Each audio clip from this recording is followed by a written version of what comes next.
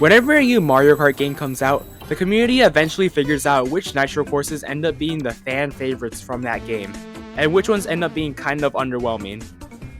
For example, in Mario Kart DS, the fan favorites include courses like Tick Tock Clock, Airship Fortress, Luigi's Mansion, and Waluigi Pinball. Sometimes. On the other hand, courses like DK Pass and Yoshi Falls end up being forgettable and are considered the bad courses of the bunch. Mario Kart Wii got the same treatment, as the community collectively agreed that the courses Luigi and Mario Circuit ended up being kind of boring. However, there were so many standouts in this game's Nitro selection. Koopa Cape, Maple Treeway, Rainbow Road, Mushroom Gorge, Bowser's Castle, Toad's Factory. All of these courses are absolutely amazing. Even though this game has so many bangers in its lineup, there is one course in this lineup that is considered to be better than awesome. A course that is not just an amazing track, but is so iconic that people that have never played it know of its existence through its incredible theme or its phenomenal music. I am of course referring to the one, the only, Coconut Mall.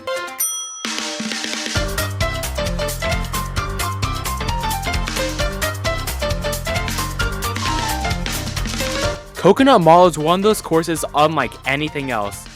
And unlike Waluigi Pinball, this course is super famous and is definitely agreed by all to be an absolutely amazing track. Even though the course was absolutely amazing in its original form, the developers have kind of missed some points of it, which led to the remakes being a noticeable downgrade from the original. Today, I'll be going over the history of Coconut Mall, talking about all the changes this course has undergone over the years, and talking about why this amazing track became worse as the series has gone on.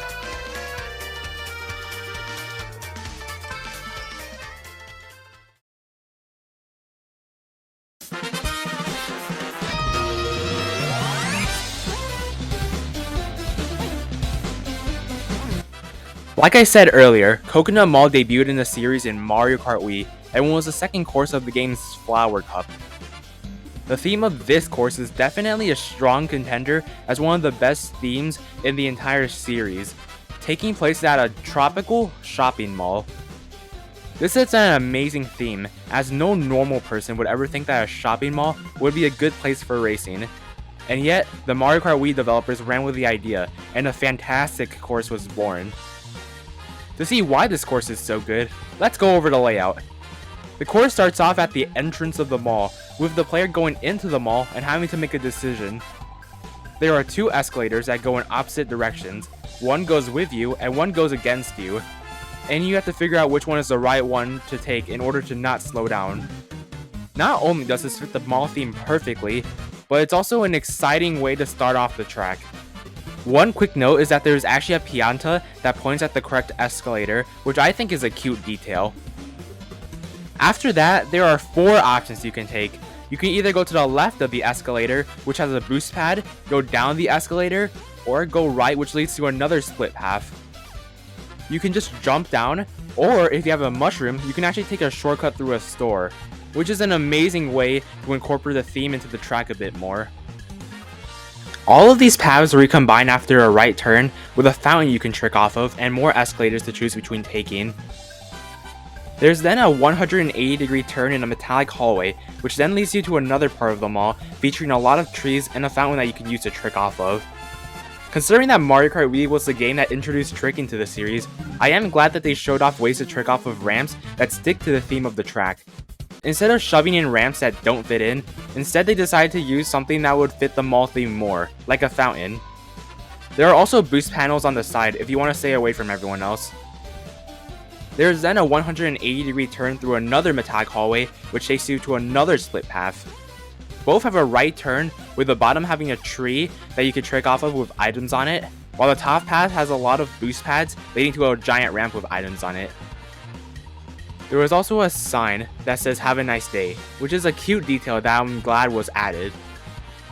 In both paths, you exit the mall and land in a parking lot.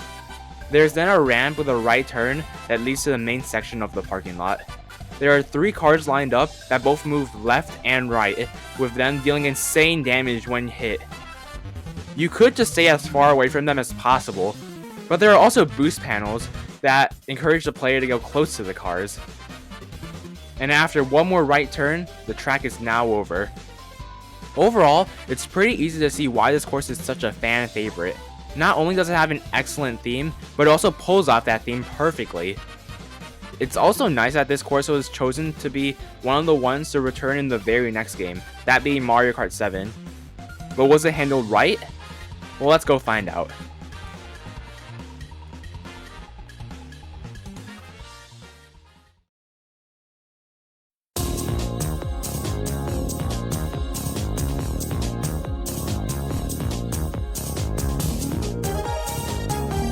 Coconut Mall was one of the 4 tracks along with Koopa Cape, Maple Treeway, and Mushroom Gorge to get its first remake in the very next game, Mario Kart 7, and was the 3rd course in the game's Banana Cup. There are a couple of changes here, and sadly most of them are for the worse. Let's start off with the visuals, and they are definitely worse than the Wii version, as the colors don't really pop as much. I am personally okay with this, as this was likely done because of the hardware limitations of the 3DS. This is also likely the reason that the giant spear in the middle of the mall, as well as the Miis, were removed.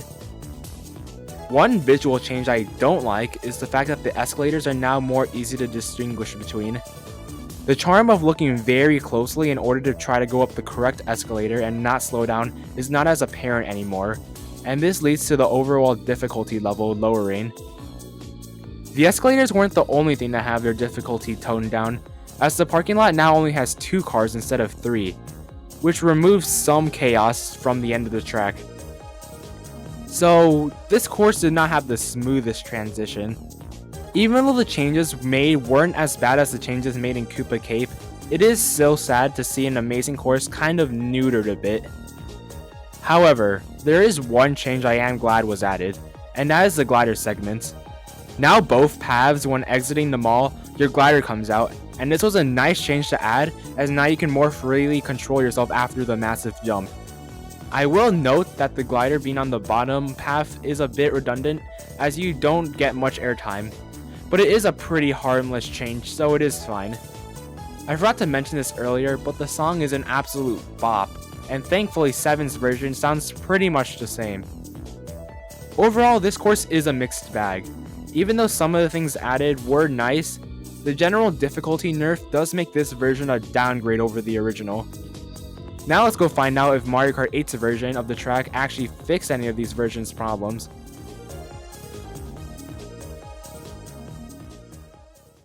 Coconut Mall was introduced into Mario Kart 8 Deluxe through the Booster Course Pass, and is the 4th track in the game's Golden Dash Cup.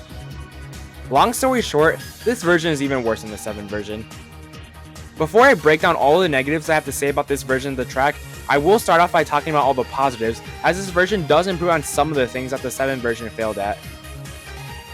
Let's start off with the visuals, and despite the Booster Course Pass's poor graphics, and this being from the ugliest wave of courses like Shroom Ridge and Toad Circuit, the track doesn't look terrible.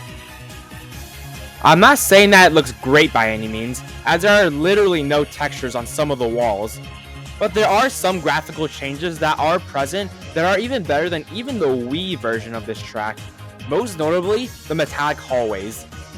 Now they are decorated with pipes and blocks, and that actually looks really cool. This is a nice change, as the hallways in the original kind of felt out of place, so this detail is nice to see. The second graphical change is the overabundance of orange in the track. While it is a lot more orange than I would like, I don't mind it that much, as like a lot of other people really hate it. The only other gameplay change is that the bottom path at the exit of the mall got its glider ramp removed. This is just a small change that doesn't really change anything, and while I prefer no glider ramp, this is not a big deal since you barely got any airtime off the glider ramp anyway. That's all the good I have to say about this version, so now let's get into why this version is even worse than the 7 version. Let's start off by talking about the escalators and how they are somehow even worse. Even though the 7 version had escalators that were different colors, they weren't very bright, so you did have to look kind of close in order to tell them apart. In this version, however, the colors are so bright that you could look at them for a second and know which one is which.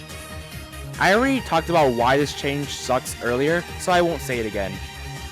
Just know that it's the same problem but just to a much higher degree.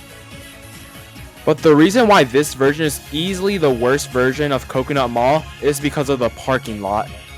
Instead of just reverting to 3 cars like everyone wanted, not only did they make it so that there were still only 2 cars, but they didn't even go from side to side. Instead, they would just do donuts, which is kind of funny, but it's so much easier to dodge them now. Everyone knows that when this course first came out, the cars did not move at all, but the donuts were added in Wave 2, so I won't talk about it in depth since everyone has covered it at least once. One more notable change is that there are no longer any boost panels in the parking lot, which sucks a lot.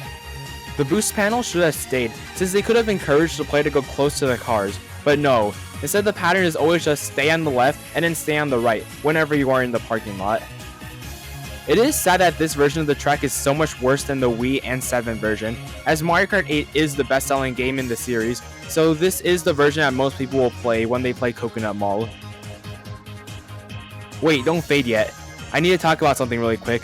I got a lot of comments on my Koopa Cape video saying I forgot about Mario Kart Tour, but I didn't. Tour's version is literally just Mario Kart 8's version, but with even worse graphics.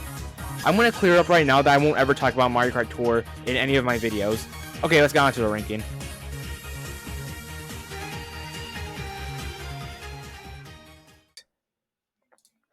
The ranking of all of this game's variants is pretty obvious, but I think that it is best to stay consistent with all of these videos.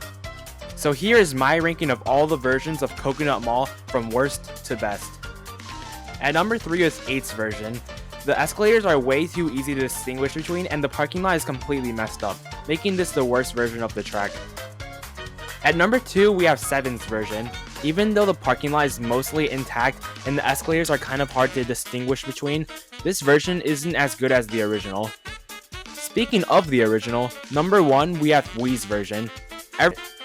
Everything everyone loves from Coconut Mall is here, so it is obviously the best version.